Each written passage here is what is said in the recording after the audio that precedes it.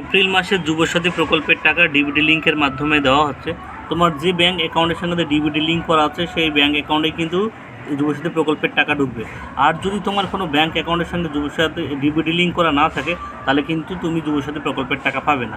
আজকের এই ভিডিওর মাধ্যমে দেখাবো তুমি কিভাবে তোমার ব্যাঙ্ক অ্যাকাউন্টের সঙ্গে ডিবিটি লিঙ্ক করাবে। খুব সহজে তোমার হাতে থাকা মোবাইলের মাধ্যমে কিন্তু তুমি নিজে তোমার ব্যাঙ্ক অ্যাকাউন্টের সাথে ডিবিটি লিঙ্ক করতে পারবে। ঠিক আছে, তবে একটা কথা বলি, তুমি মনে করো তোমার কোনো ব্যাঙ্ক অ্যাকাউন্টের সাথে ডিবিটি লিঙ্ক করা আছে কিন্তু সেই ব্যাঙ্ক অ্যাকাউন্ট তুমি চালাও না, তুমি যুবসাথী প্রকল্পের যে ব্যাঙ্ক অ্যাকাউন্ট দিয়েছো সেটাই তোমার ডিবিটি লিঙ্ক করা নেই, সেটা তুমি একবার চেক করে নেবে। ঠিক আছে, চেক করে নেওয়ার পর যদি মনে করো তোমার যে ব্যাঙ্ক অ্যাকাউন্টটাই ডিবিটি লিঙ্ক করা আছে সেটা তুমি চালাও না, তাহলে তুমি সেই ব্যাঙ্ক অ্যাকাউন্টটা কিন্তু চেঞ্জ করে অন্য ব্যাঙ্ক অ্যাকাউন্টে ডিবিটি লিঙ্ক করতে পারবে। ঠিক আছে, সমস্ত তথ্যই কিন্তু ভিডিওর মাধ্যমে জানিয়ে দেবো কীভাবে তুমি ব্যাঙ্ক অ্যাকাউন্টের ডিবিটি লিঙ্ক চেঞ্জ করবে বা তুমি নতুন করে ডিবিটি লিঙ্ক করবে তোমার ব্যাঙ্ক অ্যাকাউন্টের সঙ্গে। ভিডিওটি অবশ্যই প্রথম থেকে শেষ পর্যন্ত মনোযোগ সহকারে দেখবে। ডিবিটি লিঙ্ক করার জন্য প্রথমে তোমাদের গুগলে যেতে হবে, গুগলে লিখে সার্চ করতে হবে এনপিসিআই। ঠিক আছে, এনপিসিআই লিখে সার্চ করবে। সার্চ করার সাথে সাথে এনপিসিআই যে একটা পেজ ওপেন হবে, এটা ক্লিক করার সাথে সাথে এনপিসিআর অফিসিয়াল যে পেজ সেটা তোমাদের কিন্তু ওপেন হয়ে যাবে।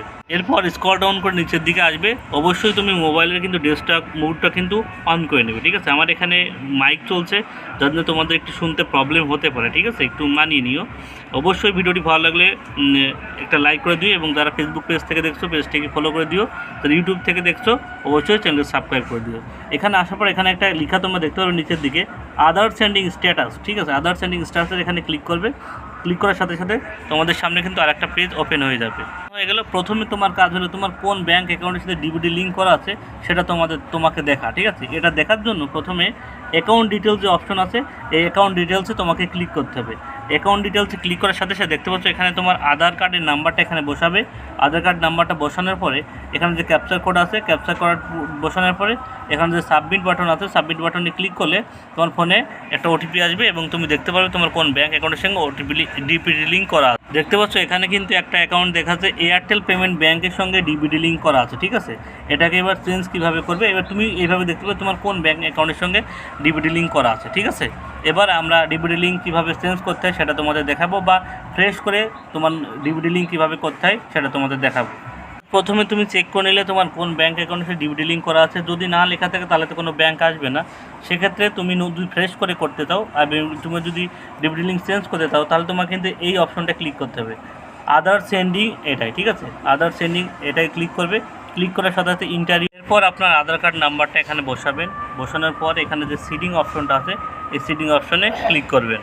সিডিং অপশনে ক্লিক করার পর এখানে তিনটি অপশন আপনারা দেখতে পাবেন। মানে ফ্রেশ সিডিং, অর্থাৎ আপনি এর আগে আপনার কোনো ব্যাঙ্ক অ্যাকাউন্টের সঙ্গে ডিবিটি লিঙ্ক করা নেই, এটা ফ্রেশ, এটাই নতুন, তাহলে আপনি এটাই ক্লিক করবেন।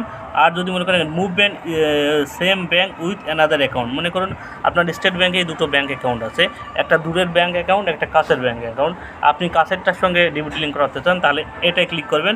আর এটাই হলো মনে করুন আপনার একটা ব্যাঙ্ক অ্যাকাউন্টে ডিবিটি লিঙ্ক করা আছে, আপনি চেঞ্জ করে অন্য ব্যাঙ্ক অ্যাকাউন্টে ডিবিটি লিঙ্ক করাবেন, সেক্ষেত্রে লাস্টের অপশনটা ক্লিক করবে। ঠিক আছে, এবার যার যেটা সুবিধা যার যেটা করবেন সেটা করবেন।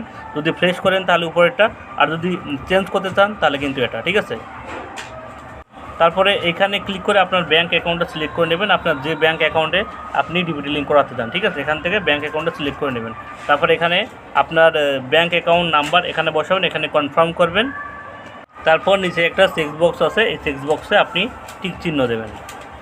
এরকম একটা ফর্ম আপনার সামনে ওপেন হবে। তারপরে আপনার যদি এটা পড়ে নেবেন, তারপরে এখানে যে এগ্রি অ্যান্ড কন্টিনিউ অপশানে এগ্রি অ্যান্ড কন্টিনিউ অপশানে ক্লিক করবেন। তারপরে আপনার মোবাইলে অর্থাৎ আধার কার্ডের সঙ্গে যে ফোন নাম্বার আছে সেটা কিন্তু একটা ওটিপি যাবে। ওটিপি কনফার্ম করার সাথে সাথে কিন্তু আপনার ব্যাঙ্ক অ্যাকাউন্টের সঙ্গে ডিবিটি লিঙ্ক হয়ে যাবে। এইভাবে খুব সহজেই কিন্তু আপনার ব্যাঙ্ক অ্যাকাউন্টের সাথে আপনি ডিবিটি লিঙ্ক করাতে পারবেন। আশা করি আপনাদের বোঝাতে পেরেছি কিভাবে আপনি আপনার আধার কার্ডে অর্থাৎ ব্যাঙ্ক অ্যাকাউন্টের সঙ্গে আপনি ডিবিটি লিঙ্ক করাবেন। কারো যদি বুঝতে অসুবিধা হয় সে অবশ্যই কমেন্ট বক্সে জানাবেন, আমি আরও বিস্তারিত জানিয়ে দেবো। এরকম গুরুত্বপূর্ণ আপডেট পেতে হলে অবশ্যই পেজটিকে ফলো করে রাখবেন। সবাইকে ধন্যবাদ।